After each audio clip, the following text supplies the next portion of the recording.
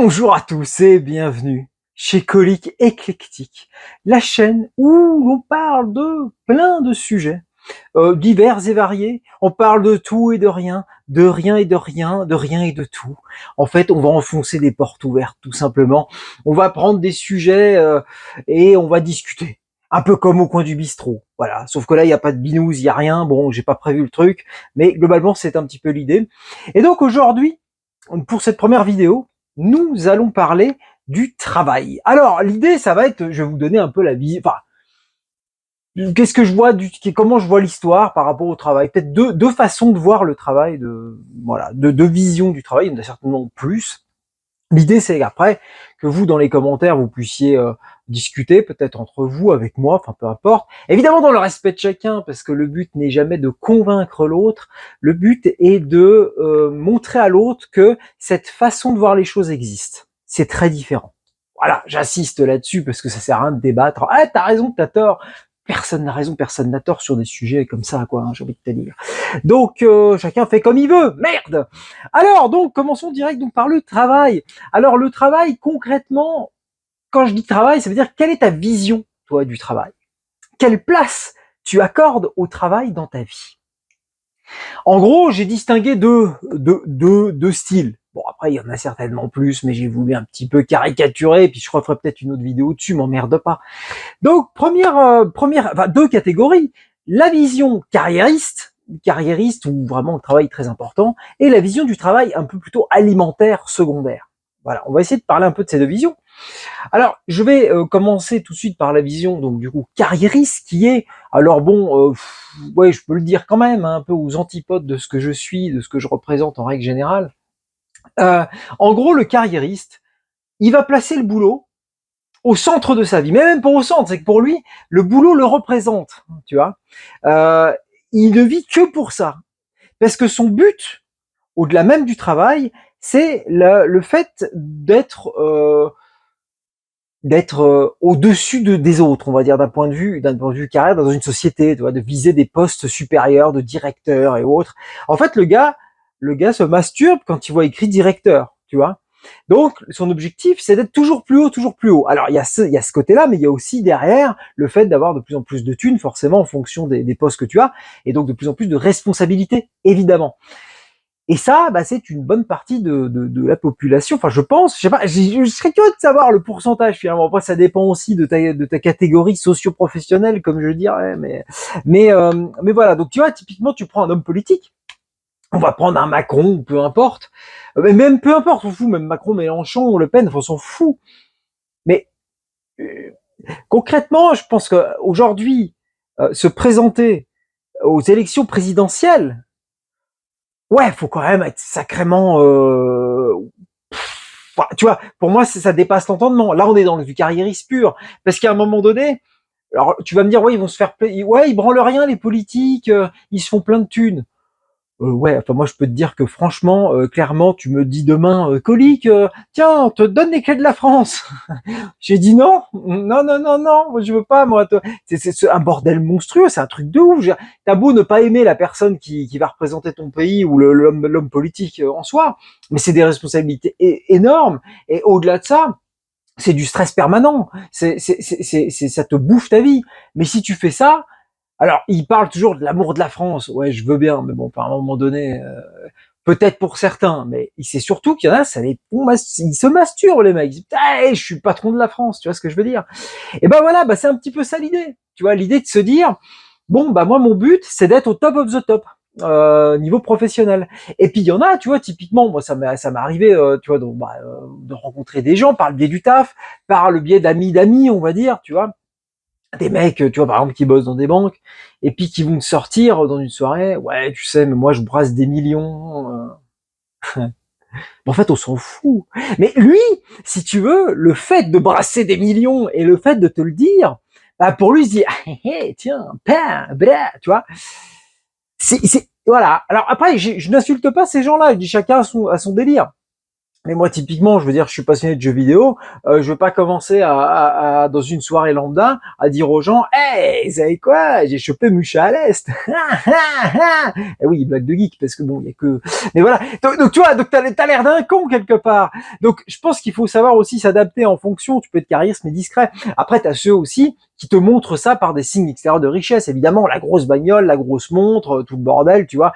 En fait, qui veulent se créer vraiment le truc on va dire le symbole même du carriériste avec la grosse maison, les enfants, la famille, la voiture, tu sais, le truc qui est entré dans nos esprits depuis qu'on est gamin. Il y en a qui visent que là-dessus, puis avec, toujours en étant en allant sur la surenchère, tu vois. Bon, moi, je te parle de gens que je côtoie vite fait, mais bon, voilà un peu l'idée. Après, évidemment, tu peux être carriériste aussi en te disant, peut-être pendant un temps, soit t'es carriériste parce que vraiment le taf, c'est ta vie, tu ne te représentes que par ça, ou alors aussi parce que tu as des objectifs. Donc, ça peut être des objectifs, par exemple, nourrir ta famille en l'occurrence, mais bon là on parle plus de nourrir, parce que quand je dis carriériste, c'est que c'est violent. Donc mettre à l'abri plutôt ta famille pour les générations futures, ou alors tu as un objectif peut-être de devenir propriétaire ou d'investir quelque part, tu vois. Il y a aussi ça. Ça, c'est des carriéristes, mais du coup, ils ont une vision du truc. Ils se disent, ah ouais, moi, en fait, le boulot, je m'en tape un peu la race, mais quelque part, c'est une sorte de boulot alimentaire, mais j'ai vraiment un objectif, donc je vais tout donner pour aller le plus haut possible pour pouvoir récolter un max de thunes, tu vois. Il y a aussi cette façon-là. Tu peux nuancer les histoires, nuancer les propos, merde. Ensuite, tu as ceux qui sont passionnés par leur boulot, évidemment, et qui donc du coup, ça découle qu'ils deviennent carriéristes au final par rapport à ça. Parce qu'évidemment, un mec, voilà, non, je vais encore parler de jeux vidéo parce que bon, je suis un peu dans une salle comme ça, mais pour ceux qui sont passionnés de jeux vidéo et qui bossent là-dedans, qui créent des jeux vidéo, bah, je pense qu'ils comptent pas leurs heures, les mecs, tu vois. Et plus tu vas leur donner de responsabilités sur un jeu vidéo où ils pourraient gérer, je sais pas, des trucs, moi je sais pas, j'y connais rien, je suis un connard moi quelque part, mais tu vas gérer peut-être tous les niveaux, plus tas de trucs, tu vas la direction artistique ou je ne sais pas, bah tu vas kiffer parce que c'est ta passion. Tu vois, il y a ça aussi. Là, tu le fais pas tu le fais pas vraiment pour la thune, tu le fais pas vraiment parce que t'es content que la société t'ait désigné directeur de projet ou autre. Tu le fais parce que t'es putain de passionné par ton taf. Donc il y a ça aussi.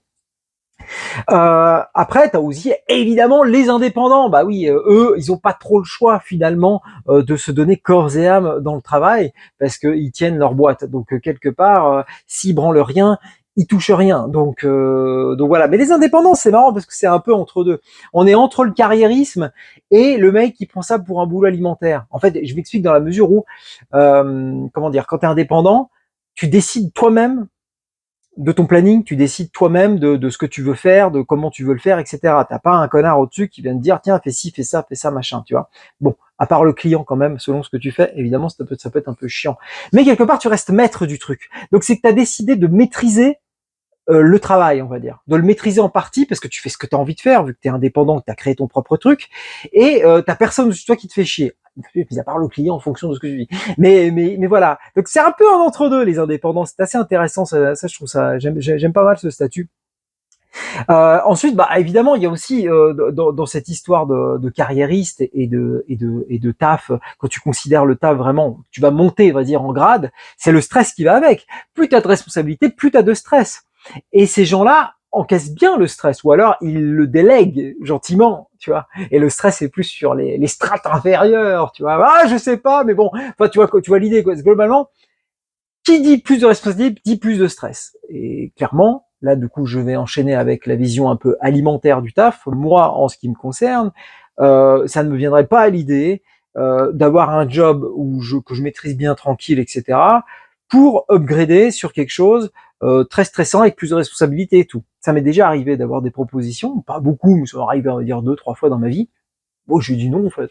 Hein. Moi, je suis le symbole même du mec qui n'a aucune ambition. Hein. Je veux dire quelque part, bah tu vois le t-shirt, hein, c'est mon t-shirt du lycée, tu vois. Voilà. Qu'est-ce que tu veux? On se refait pas. En fait, pour moi, le travail a toujours été secondaire dans ma vie.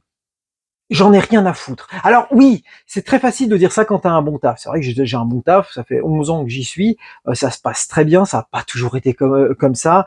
Hein, j'ai eu des périodes de RSA, des périodes de champ, enfin j'ai voilà, bon, pas refaire tout l'histoire de ma vie, mais tout n'a pas toujours été comme ça. Donc évidemment, c'est facile de dire ça quand tu as trouvé le bon taf. Il faut trouver le bon taf. Ça met du temps, des fois tu le trouves jamais en plus, c'est un peu chiant. Donc faut trouver le juste milieu. Mais l'idée, elle est de savoir déjà toi-même comment tu vois la chose. Si t'es pas au clair sur ce que tu veux et comment tu veux travailler, comment tu considères le travail dans ta vie, bah putain, commence par ça déjà. Déjà commence par ça, savoir où tu veux aller en venir, où tu veux en venir. Pour moi, le travail, clairement est secondaire, parce que tu vois, je pourrais, alors actuellement ça m'arrive pas, mais ça pourrait m'arriver de travailler à mi-temps. Quand je dis mi-temps, genre 80%, etc. Il y a beaucoup de gens qui font ça maintenant en plus. Et à l'époque, il fut un temps, quand t'étais un mec et que tu disais ouais tiens j'ai envie d'un boulot à mi-temps, on te crachait à la gueule, on te disait mais c'est quoi ce tocard. Autant c'est toujours passé pour les femmes parce qu'évidemment il y avait toujours la vision un petit peu archaïque, elle s'occupe des enfants, etc. Mais pour un mec, putain la vache, tu te dis mais c'est quoi cette feignasse, tu vois. Mais je pense que petit à petit, c'est rentré dans les mœurs maintenant et qu'il y a quand même beaucoup de gens, enfin beaucoup de mecs, enfin, beaucoup de gens en règle générale, qui considèrent un petit peu le travail un peu comme secondaire en se disant bon bah écoute j'ai trouvé une place qui est pas trop mal, c'est vrai que je pourrais avoir un meilleur salaire, mais en même temps j'ai pas mal de liberté, notamment c'est vrai que le télétravail avec le Covid a permis aussi d'ouvrir les yeux à pas mal de gens en se disant putain ah ouais je suis quand même pas mal là parce que du coup je peux bosser depuis chez moi de temps en temps, je peux bosser depuis n'importe où et on me fait pas chier et donc du coup voilà bon bah je vais peut-être pas forcément aller chercher ailleurs, tu vois, il y a aussi ça. En fait le bien-être finalement, le fait de considérer le travail comme alimentaire entre guillemets, c'est de se dire bah, je privilégie ma qualité de vie finalement. Je privilégie ma qualité de vie à l'argent que je vais avoir. Alors tu peux me dire les deux peuvent être liés. C'est pour ça qu'il faut trouver le juste milieu dans l'idéal, parce que l'idéal c'est quand même trouver un job qui te paye relativement bien aussi, parce que si t'es mal payé et que t'es très très bien,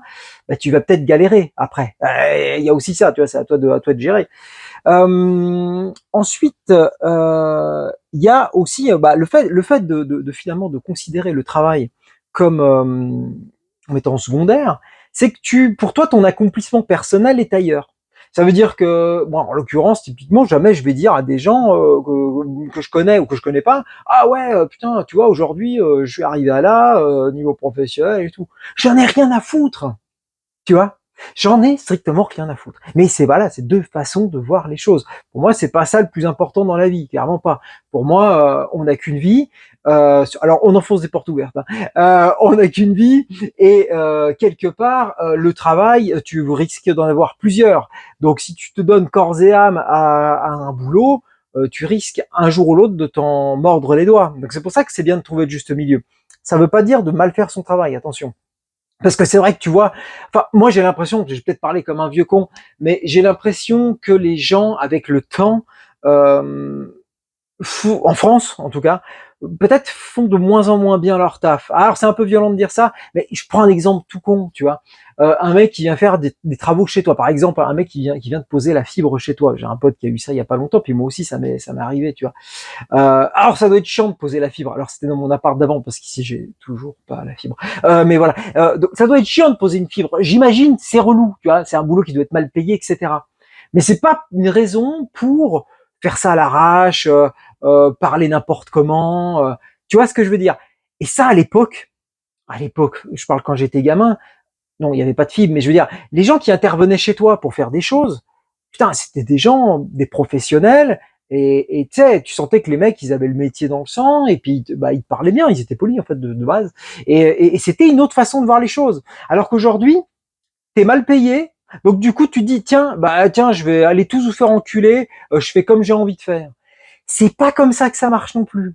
Faut arriver à trouver le juste milieu parce que c'est pas au client d'en faire pâtir dans ce cas-là. Faut que tu te démerdes et que tu en fasses pâtir à ton boss. Enfin, faut que tu vois le truc. Donc c'est un peu compliqué à gérer. De toute façon, hein, qu'est-ce que tu veux que je te dise? On parle de tout et de rien et puis voilà. Donc voilà, je crois que je t'ai à peu près tout dit là-dessus. Ouais, voilà un peu. Donc l'idée, ça va être, dis-moi un peu dans les commentaires comment tu te situes, toi.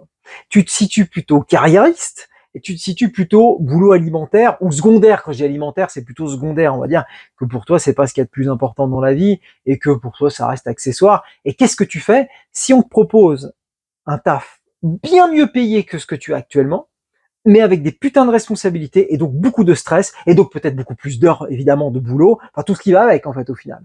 Qu'est-ce que tu choisis? J'ai envie de te dire. Voilà, tout simplement. Bah écoutez, sur ce, moi je vais vous laisser. J'espère que cette première vidéo vous satisfera. Ouais, je sais plus comment je parle. Et puis quoi qu'il en soit, moi, je vous dis donc à très bientôt pour une prochaine vidéo que je vais tourner, que je vais enchaîner assez rapidement, hein, pour avoir un peu de contenu sur cette chaîne. Je sais pas comment ça va se faire. L'idée, ça va être de faire à peu près 15 minutes à chaque fois. Et puis, il y aura pas de rythme régulier du tout. Mais déjà, au moins que je commence avec quelques vidéos, tu me connais, j'aime bien voir de l'avance. Voilà. Et ben, je vous dis à très bientôt pour une prochaine vidéo. Et sur ce, portez-vous bien. Ciao!